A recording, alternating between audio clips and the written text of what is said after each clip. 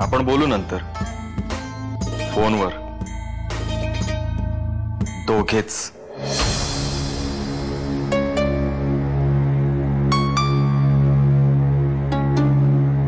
अहो पण अजून नैवेद्य नाही दाखवलाय. कोणी पाहिलं तर? एक काम कर, मांजर कसं डोळे मिटून दूध पितं की नाही, डोळे मीट आणि खाऊन टाक सगळी. नाही.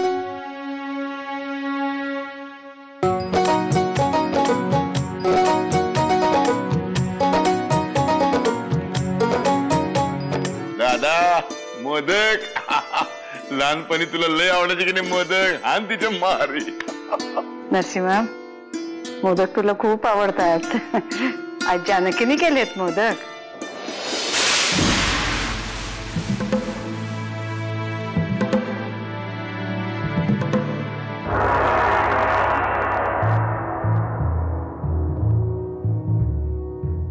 पांडू, एक वाटी आण आणि हे सगळे मोदक काढून घे. जानकी वहिनीने केलेले आहेत ते असे फुकट नाही दौडायचे ते. नरसिंहा, नैवेद्याचं ताट आहे ते,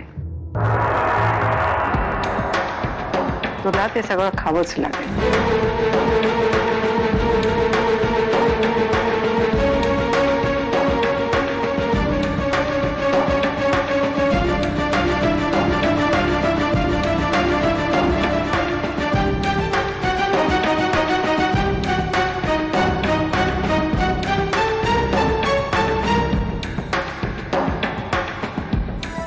तो राधिकाचा नवरा तिला जरा जास्तच त्रास देतोय, त्याचा बंदोबस्त करा. साहेब, बंदोबस्त करा म्हणजे नक्की काय करायचं? वाकणीस, आता मी तुम्हाला वेगळं काही सांगण्याची गरज आहे का? साहेब, त्या नवरा बायकोचा प्रश्न आहे, त्यामध्ये आपण अशा पद्धतीने पडायचं म्हणजे. हे बघा वाकणीस, आता हत्तीचा नाही माझा प्रश्न आहे, कारण ती माझी स्टाफ मेंबर आहे. उद्या तुमच्या बाबतीत असा कुठला प्रश्न निर्माण झाला तर मला लक्ष घालावं लागेल ना वाकणीस? ठीक आहे साहेब, काय करू तुम्ही सांगा. गायब करा, आणि फक्त घरातूनच नाही तर या शहरात सुद्धा दिसता कामा नये. या वर्षी आमच्या घरी अचानक आलास, पण ते आमच्यासाठी चांगलंच झालं. आता तू असंच दरवर्षी आमच्याकडे यायचंस. मला आता कळतंय तुला विघ्नहर्ता का म्हणतात ते.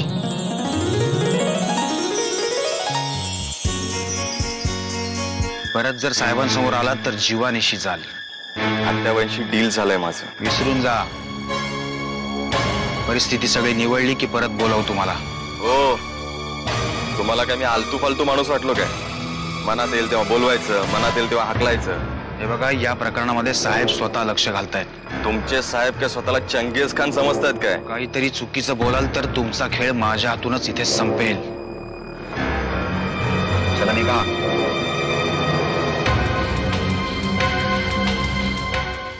खरंच सगळं चांगलं चाललंय तुमचं. ते पाहायला, तो आनंद वाटून घ्यायला माझी अमृता माझ्या सोबत नाही.